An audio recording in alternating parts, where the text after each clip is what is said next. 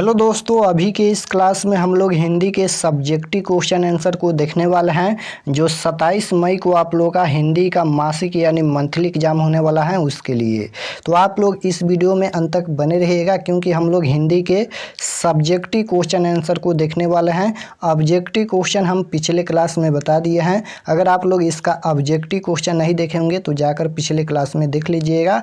और अभी के इस क्लास में सब्जेक्टिव क्वेश्चन और उसका आंसर देखने वाले हैं।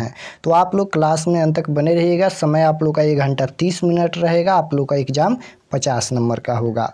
तो सबसे पहले आप लोग का खंड अ मिलेगा। खंड अ में ऑब्जेक्टिव क्वेश्चन यानी वस्तुनिष्ठ प्रश्न पूछा जाएगा 1 से लेकर 30 तक ऑब्जेक्टिव क्वेश्चन, जिनमें से 25 प्रश्नों का ही जवाब देना है। तो ऑब्जेक्टिव क्वेश्चन हम बता दिए हैं। उसके बाद यहाँ पर खंड ब मिलेगा। खंड ब में आप लोग से लघु उत्तरीय प्रश्न पूछा जाएगा। 1 से लेकर 10 तक लघु उत्तरीय प्रश्न पूछा जाएगा। किन्हीं 5 प्रश्नों के ही उत्तर देना है, यानी 10 क्वेश्चन पूछा जाएगा, जिनमें से मात्र 5 प्रश्नों को एग्जाम में जवाब देना है और प्रत्येक के लिए 2 अंक निर्धारित रहेगा। यानी 5 प्रश्न का अगर सही आप आंसर देते हैं तो 10 अंक मिलेगा। उसके बाद यहाँ पर ये क्वेश्चन पूछा गया है, देख सकते हो 10 क्वेश्चन पूछा गया है, जिनमें से मात्र 5 प्रश्नों का जवाब देना है। तो क्वेश्चन भी देख सकते हो क्या पूछा गया है कि लेखक किस विडमाना की बात करते हैं और विडमाना का स्वरूप क्या है। उसके बाद ख नंबर है कि देवनागरी लिपि के अक्षरों में स्थिरता कैसे आई। उसके बाद है कि अभिनयोग क्या है और वह कहाँ अवस्थित है। उसके बाद है कि कवि रसखान ने कृष्ण को चोर क्यों कहा। उसके बाद है कि कवि घानानंद के अनुसार प्रेम मार्ग की विशेषता क्या है। उसके बाद है कि कवि किस तरह के बंगाल में एक दिन लौटकर आने की बात करता है। उसके बाद है कि बिरजू महाराज ने नृत्य की शिक्षा किसे और कब देनी शुरू की। उसके बाद है कि बहू ने सास को मनाने के लिए कौन सा तरीका अपनाया। उसके बाद है कि खोखा किन मामलों में अपवाद था। उसके बाद है कि कवि ने माली मालिन किसे कहा और क्यों। उसके बाद यहाँ पर पूछा गया है कि निम्नलिखित में से किसी एक विषय पर दिए गए संकेत बिंदुओं के आधार पर लगभग 250 से 300 शब्दों में निबंध लिखे। तो यहाँ पर 5 निबंध दिया गया है, जिनमें से किसी एक विषय पर ही निबंध लिखना है और ये 5 अंक का प्रश्न है। तो बहुत ही सिंपल होता है, इसका जवाब देना है निबंध लिखना।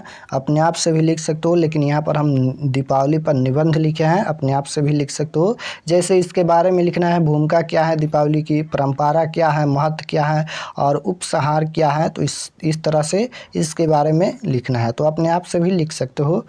तो ये 5 पूछा गया है निबंध, जिनमें से किसी एक पर ही जवाब देना है। और यहाँ पर देख सकते हो 250 से 300 शब्दों में ही निबंध लिखना है। उसके बाद यहाँ पर पूछा गया है कि अपने विद्यालय के प्रधानाध्यापक के पास परीक्षा शुल्क माफ़ी के लिए एक आवेदन पत्र लिखिए अथवा जनसंख्या विस्फोट के परिणाम पर 2 छात्रों के बीच संवाद लिखिए। तो यहाँ पर ये 2 प्रश्न पूछा गया है, जिनमें से किसी एक प्रश्न का ही जवाब देना है। या यहाँ पर आवेदन पत्र लिखिए अथवा में यहाँ पर संवाद लिखिए, दोनों में से किसी एक का ही जवाब देना है और ये भी 5 अंक का प्रश्न है। उसके बाद यहाँ पर इतना ही क्वेश्चन पूछा जाता है। उसके बाद यहाँ पर देख सकते हो, यहाँ पर इसका सब्जेक्टिव क्वेश्चन आंसर लिखा गया है। जैसे में फर्स्ट क्वेश्चन में पूछा गया था लघु उत्तरीय प्रश्न, 1 से लेकर 10 तक लघु उत्तरीय प्रश्न पूछा गया था, जिनमें से 5 प्रश्नों का जवाब देना है। तो यहाँ पर क नंबर का आंसर यहाँ पर लिखा गया है, ये क्वेश्चन नहीं है, इसका आंसर है। तो क नंबर का यहाँ पर आंसर लिखा गया है कि लेखक आधुनिक भारतीय समाज की नींव को दीमक की तरह चाट रही जाति प्रथा की बात करते हैं, जो हमारे राष्ट्र की उन्नति की सबसे बड़ी बाधा और विडमाना है। हमारे राष्ट्र की विडमाना का सबसे बड़ी स्वरूप है जाति प्रथा। तो ये फर्स्ट क्वेश्चन का आंसर यहाँ पर समाप्त होता है, जो कि 5 ही प्रश्न का जवाब देना है। उसके बाद ख नंबर का यहाँ पर आंसर लिखा गया है कि करीब 2 सदी पहली बार देवनागरी लिपि के टाइप बने और इसमें पुस्तकें छपने लगी। इस प्रकार ही देवनागरी लिपि के अक्षरों में स्थिरता आई। उसके बाद है कि अभिनयों के मध्ययुगीन ईसाई मठ हैं, यह दक्षिणी फ्रांस में अवस्थित हैं। उसके बाद है कि कवि ने कृष्ण को चोर के रूप में प्रस्तुत किया। कृष्ण अपने अपरूप सौंदर्य में बांधकर गोपियों के चित्त को हरण कर लेते हैं। दूसरों के चित्त मन को अपने वश में करने के कारण ही कृष्ण को चोर कहा। उसके बाद यहाँ पर है देख सकते हो यहाँ पर कि कवि घानानंद के अनुसार प्रेम प्रेम का मार्ग अत्यंत सीधा है और इसमें टेढ़ापन नहीं होता है, इसमें चतुराई का नामो निशान नहीं होता है। यह सत्य का मार्ग है, प्रेम का मार्ग एक निष्ठा का मार्ग होता है। और इसका पीडीएफ हम व्हाट्सएप ग्रुप में सेंड कर देंगे, तो आप लोग व्हाट्सएप ग्रुप ज़रूर ज्वाइन कर लीजिएगा। उसी प्रकार से यहाँ पर सभी का आंसर लिखा गया है। यहाँ पर देख सकते हो, यहाँ पर मात्र 5 ही प्रश्न का जवाब देना है। यहाँ पर ये ज़्यादा प्रश्न का यहाँ पर आंसर लिखा गया है। जैसे ही मैं यहाँ पर है इसका आंसर कि खोखा सेन साहब का इकलौता बेटा था, उसे बेटियों की विपरीत सेन साहब ने अत्यधिक छूट दे रखी थी।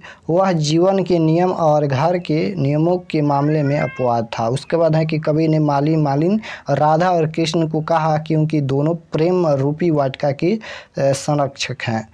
तो यहाँ पर ये लघुत्तरीय प्रश्न का आंसर समाप्त होता है। उसके बाद यहाँ पर देखिए जो निबंध पूछा गया था, तो दीपावली पर यहाँ पर निबंध लिखा गया है। देख सकते हो यहाँ पर जैसे भूमिका में लिखा गया है कि दीपावली ज्योति का पर्व है, यह अंधकार पर प्रकाश की विजय का पर्व है। कार्तिक मास की अमावस्या को यह पर्व उल्लास और धूमधाम से मनाया जाता है। दीपों की जगमग और रोशनी अमावस्या के घनघोर अंधकार को समाप्त कर देती है। किसी को अमावस्या की घनेरी रात का आभास तक नहीं होता है। उसके बाद परंपरा में लिखा गया है। उसके बाद इसका महत्व क्या है, उसके बाद यहाँ पर उपसंहार लिखा गया है। तो इस प्रकार से यहाँ पर निबंध आप लिख सकते हो। उसके बाद पूछा गया था यहाँ पर जे संवाद लिखे या फिर आवेदन पत्र लिखे। तो अथवा में संवाद पूछा गया था, तो संवाद का यहाँ पर आंसर लिखा गया है। देख सकते हो यहाँ पर तो संवाद किस तरह से लिखाता है, तो दो दोस्त हैं यहाँ पर देख सकते हो। पहला का नाम क्या है, गोपीचंद, और दूसरा का नाम रामनाथ हैं। तो इसी तरह से संवाद लिखा जाता है। पहला बोलेगा, उसके बाद दूसरा बोलेगा, फिर पहला, उसके बाद दूसरा, इस तरह से बातचीत होता है, उसी को संवाद कहते हैं। तो देख सकते हो यहाँ पर पहला बोला है कि रामनाथ, आज मैंने एक अखबार में पढ़ा कि जनसंख्या में हमारा देश चीन के बराबर हो गया है। राम जाने आने वाले समय में क्या होगा। उसके बाद रामनाथ बोलेगा कि क्या होगा, सब सही होगा। मुझे तो खुशी है कि किसी एक काम में तो हमने चीन की बराबरी कर ली। उसके बाद फिर बोलेगा गोपीचंद कि क्या कह रहे हो, यदि ऐसा ही हाल रहा तो सरकार द्वारा लोगों के कल्याण के लिए बनाई जाने वाली योजनाएं कभी सफल नहीं हो पाएगी। उसके बाद फिर यहाँ पर रामनाथ बोलेगा कि तुम चाहते हो कि जैसे चीन की सरकार ने जनसंख्या विस्फोट को रोकने के लिए कठोर कदम उठाया ताकि जनसंख्या का नियंत्रण हो जाए, वैसा ही हमारे सरकार को भी करना चाहिए। उसके बाद फिर यहाँ पर गोपीचंद्र बोलेगा कि बिल्कुल सही पकड़े हो, तुम्हें पता है कि चीन की जनता भी अपनी सरकार का साथ दे रही हैं। उसके बाद फिर यहाँ पर रामनाथ बोलेगा कि तब तो हमारे देश की जागरूक जनता भी जनसंख्या विस्फोट को रोकने के लिए कठोर कदमों का पालन करेगी और हमारा देश खुशहाल हो जाएगा। तो यहाँ पर ये सभी सब्जेक्टिव क्वेश्चन समाप्त होता है, और जो भी सब्जेक्टिव क्वेश्चन है हम बता दिया है, इसका आंसर भी बता दिया है, और इसका पीडीएफ हम व्हाट्सएप ग्रुप में सेंड कर देंगे। तो आप लोग व्हाट्सएप ग्रुप ज्वाइन कर लीजिएगा। यहाँ पर नंबर लिख देते हैं, नंबर है 8292 और फिर यहाँ पर 929627। इस पर आप लोग को व्हाट्सएप पर मैसेज करना है, बोलना है कि हमें क्लास 10th का ग्रुप में जोड़ दीजिए। तो आप लोग को क्लास 10th का ग्रुप में जोड़ दिया जाएगा। और आप लोग से रिक्वेस्ट है कि अगर आप लोग चैनल पर नए होंगे तो चैनल को ज़रूर सब्सक्राइब कर लेना, ताकि आने वाले नेक्स्ट क्लास आपके पास ज़रूर पहुँचे, और ज़्यादा से ज़्यादा अपने दोस्तों के पास इस क्लास को शेयर कीजिएगा। तो मिलते हैं नेक्स्ट क्लास में, तब तक अपना स्टडी कीजिए। आप सभी को धन्यवाद।